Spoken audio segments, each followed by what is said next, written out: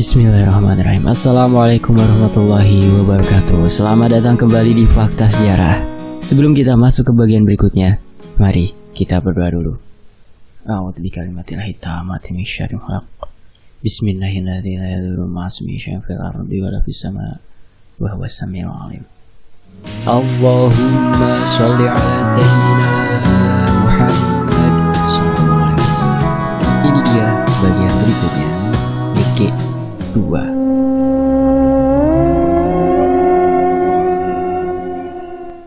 Kurang lebih sudah 1 bulan aku terbaring di rumah sakit ini. Entah apa yang sebetulnya menghambat kesembuhanku. Aku takut apa yang dikatakan A. Ridwan itu benar-benar terjadi. Aku sendirian di sini.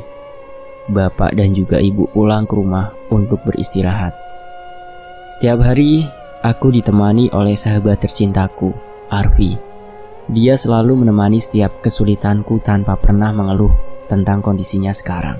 Bisa kupastikan setengah dari perjalanan hidupku Arfi yang paling tahu. Hari ini, mulutku terasa semakin membeku. Tak ada kata yang sanggup untuk aku ucapkan. Namun Arfi paham dengan kondisiku. Dia memberikan handphonenya dan mempersilahkan aku untuk mengetikkan apapun yang ingin aku ucapkan padanya. Kali ini aku ingin menanyakan perihal kematian padanya. Entah apa yang kurasa, namun bayang-bayang kematian terus mengintai di sisi sadarku. Aku pun menanyakan hal itu pada Arfi lewat ketikanku pada handphonenya. Apa aku akan mati? Tanyaku pada Arfi. Aku memperlihatkan tulisanku di handphone itu pada Arfi. Semua orang pasti mati. Bukan cuma kamu saja, Fit, kata Arfi. Aku takut mati, Vi. Aku takut mati konyol karena kecerobohanku itu. Mati itu kehendak Allah, Fit. Gak ada yang namanya mati konyol. Semua sudah Allah takdirkan. Bisa jadi kamu yang sakit malah aku duluan yang mati. Karena syarat mati itu gak mesti sakit. Jawabannya selalu bisa menenangkan hatiku. Dia Arfi. Orang konyol yang bisa dewasa di masalah orang lain, namun dia kekanak-kanakan dalam urusannya sendiri. Kalau aku mati dan jadi tumbal lagi, apa aku masih bisa selamat kayak waktu itu? Namun kali ini Arfi diam. Aku melihat matanya mulai berkaca-kaca. Aku meraih tangannya yang mungil. Oh iya, di usia kami yang sudah sebesar ini, bobot tubuhnya hanya 37 kilo. Dia itu kecil sekali. Kamu mau biskuit gak? Arfi mengalihkan pembicaraan yang sedang berlangsung di antara kita. Assalamualaikum, ucap seseorang dari balik pintu. Arfi membuka pintu itu dan ternyata itu Ridwan. Jujur, aku sangat bersemangat ketika melihat laki-laki inilah yang datang. Aku sedikit mendapat tambahan semangat dari Ridwan, walaupun tak ada yang tahu hal ini. Apa kabar, Fit? Sudah enak kan? Tanya Ridwan sembari menaruh beberapa buah-buahan yang dibawanya dalam kantong kresek. Aku hanya mengangguk. Senyum itu pun kembali mengembang di bibir tipisnya. Kamu udah makan, Vi? Tanya Ridwan. Belum, A. Tadi cuma ngemil biskuit aja, jawab Arfi. Makanya kamu kurus, susah makan sih. Makan dong, biar gak kebawa angin nanti, kata Ridwan. Kami pun tersenyum dengan lelucon sederhana yang dilontarkan oleh Ridwan. Emangnya A bawa apa? Tanya Arfi. Tadi di jalan, A lihat ada kupat tahu dan A ingat kamu, jadi A beliin deh buat kamu, kata Ridwan. A baiknya, jawab Arfi. Arfi pun lahap memakan kupat tahu yang dibawa Ridwan. Kupat tahu adalah makanan kesukaan sahabatku itu dari sejak dia kecil. Apa yang resah sekarang? Tanya Ridwan kepadaku. Aku hanya menggeleng, mengisyaratkan bahwa sekarang aku jauh lebih sehat selepas kehadiran dia pagi ini. Cepat sembuh. Kasihan bapak sama ibu, khawatir sama kamu. Saya juga sih khawatir, kata Ridwan. Aku hanya tersenyum mendengar kata-kata manis itu dari Ridwan. Banyakin berdoa ya, Fit. Minta yang terbaik sama Allah. Jangan berpikir bahwa apa yang kita lakuin itu sia-sia. Gak ada perjuangan yang sia-sia kok, kata Ridwan. Tiba-tiba, Ridwan menatapku tajam sekali. Bibirnya bergetar seperti kaget melihat sesuatu yang aneh di diriku. Aku menggoyang-goyangkan tangannya, namun Ridwan tetap mematung menatap aneh padaku. Beberapa saat kemudian Aritwan seperti kembali pada dirinya. Keringat mengucur deras dan napasnya pun terengah-engah seperti sudah berlari jauh. Sepertinya Aritwan meraga sukma ya. Astagfirullahaladzim, dari Aritwan. Apa yang dilihat Aritwan di diriku? Apa yang salah? Wi, keluar dulu. Tiba-tiba Aritwan bergegas pergi keluar dari ruanganku. Arfi pun menghampiriku. Kenapa sih dia? Tanya Arfi. Aku hanya menatap aneh apa yang baru saja aku saksikan. Malam mulai menyapa. Bapak dan ibu mulai kembali ke rumah sakit untuk menemaniku malam ini. Vi, apa kamu mau pulang? Tanya bapak. Iya pak, tapi sebentar lagi, jawab Arfi. Nanti Arfi pulang sama saya aja pak, jawab Aritwan. Mereka semua larut dalam perbincangan yang membahas apapun yang mereka ketahui. Aritwan menceritakan perjalanan hidupnya di pesantren. Ternyata awalnya Aritwan adalah seseorang yang bisa dibilang nakal sekali. Akibat kenakalannya itulah Umi dan babahnya menitipkan Aritwan di pesantren itu. Awal masuk saya nggak langsung baik pak. Ya masih tetap belum bisa ninggalin masa-masa itu. Tapi ya seiring berjalannya waktu saya mulai paham kenapa Umi dan babah saya menitipkan saya di sini gitu. Aritwan terus menceritakan kisahnya di pesantren. Mereka tertawa saat Aritwan menceritakan kejadian lucu yang sudah dilaluinya. Namun tiba-tiba di tengah tawa itu aku merasakan dadaku sangat sesak sekali. Seperti ada yang mengikat leherku, sehingga aku kesulitan bernafas. Semua orang panik melihat kondisiku saat ini. Dokter pun memasang alat bantu pernapasan untuk membantuku bernafas. Namun, entah kenapa aku masih saja sulit untuk bernafas. Aku merasa seperti ada seseorang yang menindih tubuhku. Sekujur tubuhku seperti dipeluk dengan erat oleh sosok itu, sampai aku kesulitan bernafas seperti ini. Sekitar 1 jam kemudian, aku mulai bisa mengatur nafasku, dan serasa kembali bisa menguasai tubuhku sendiri. Aku sangat lelah sekali bertarung dengan waktu, agar tetap bisa hidup untuk orang-orang yang aku sayangi. Aku menangis setelah kejadian menakutkan itu terjadi. Jangan nangis, Fit. Ibu ada di sini, sayang. Kata ibu memeluk tubuhku dengan segala kekhawatirannya. Aku benar-benar takut, Bu. Aku takut sekali. Ini yang tadi aku lihat, Vi. Diri Aritwan kepada Arfi yang tak sengaja aku dengar. Rupanya kejadian inilah yang membuat Aritwan menatap tajam padaku tadi. Aku hanya bisa membuat orang-orang sekitarku khawatir saja. Maaf, Bu. Saya mau masukin obatnya, kata suster yang kemudian menyuntikkan beberapa suntikan ke selang infusku. Selang beberapa lama, aku mulai merasakan mataku berat sekali. Akhirnya aku pun memutuskan untuk tidur. Datanglah. Sudah lama kau kutunggu. Datanglah. Datanglah. Suara siapa itu? Sial. Aku masih tak bisa membuka mataku untuk melihat siapa yang memintaku untuk datang. Dalam keadaan mata tertutup, aku seperti melihat Paman Wanto sedang membagi-bagikan sebuah bingkisan. Aku berjalan ke arah Paman Wanto. Namun anehnya, Paman Wanto sama sekali tidak mengenaliku. Dia pun memberikan aku bingkisan yang sama seperti orang-orang itu, dan orang-orang yang menerima bingkisan itu pun tak ada yang aku kenal. Mereka semua asing untukku. Setelah Paman Wanto pergi menggunakan sebuah kereta, orang-orang itu pun membuka bingkisan itu satu persatu dan ternyata isinya sebuah sajadah. Namun ketika yang lain semua sajadahnya sama berwarna biru, ketika aku lihat sajadah yang aku punya berwarna merah. Kenapa sajadahku berbeda dengan yang lainnya? Ketika aku masih kebingungan dengan warna sajadahku, tiba-tiba saja sebuah cahaya terang menusuk masuk ke dalam mataku, dan di saat itulah aku bisa membuka mataku. Pagi sayang, sapa ibu. Aku hanya tersenyum melihat senyum sang mentari yang khusus diberikan untukku. Aku menyadari bahwa apa yang baru saja aku alami itu hanyalah sebuah mimpi yang tak perlu menafsirkan lebih jauh. Sekarang yang aku takutkan adalah kehilangan orang tuaku, atau malah orang tuaku yang akan kehilangan aku untuk selamanya. Sekitar pukul 11 siang, Arfi pun kembali datang ke rumah sakit. Aku langsung menceritakan mimpiku tadi malam pada Arfi.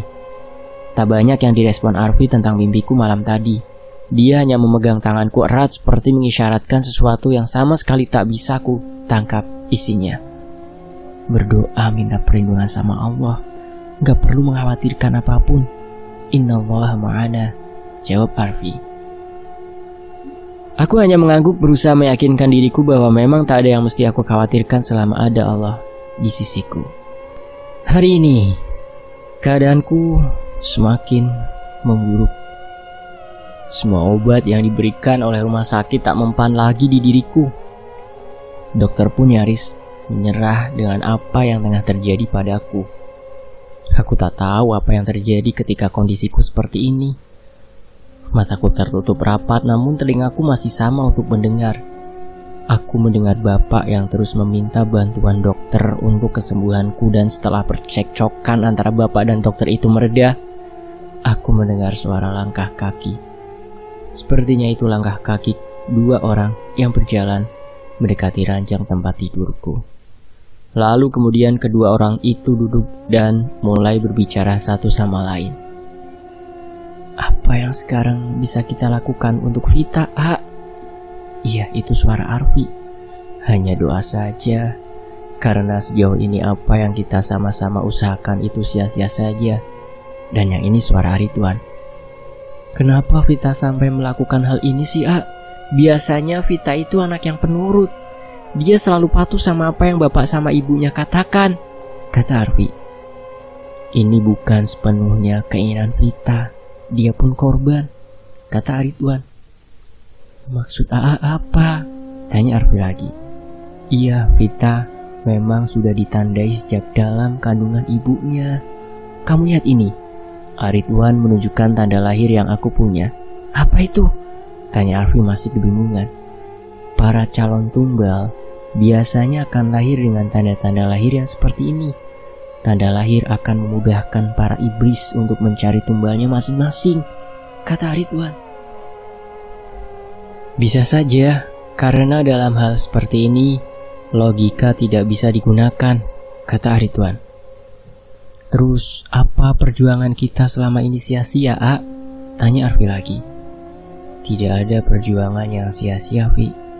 Ya, mungkin Allah maunya begini, jawab Ridwan singkat. Apa Vita akan kembali jadi tumbal? Itu yang sangat saya takutkan, Vi.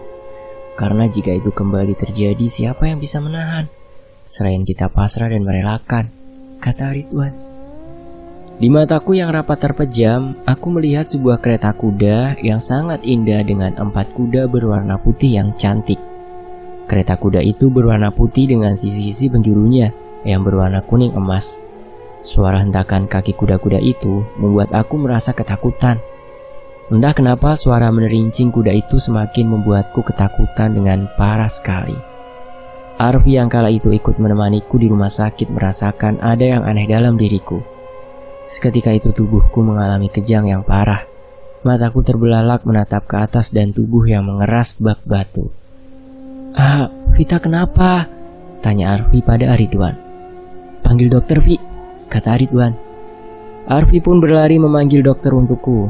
Tak lama Arfi pun kembali ke ruanganku bersama dokter dan perawatnya. Arfi, kamu dengar itu? Tiba-tiba Ridwan menanyakan apa yang sedang didengarnya.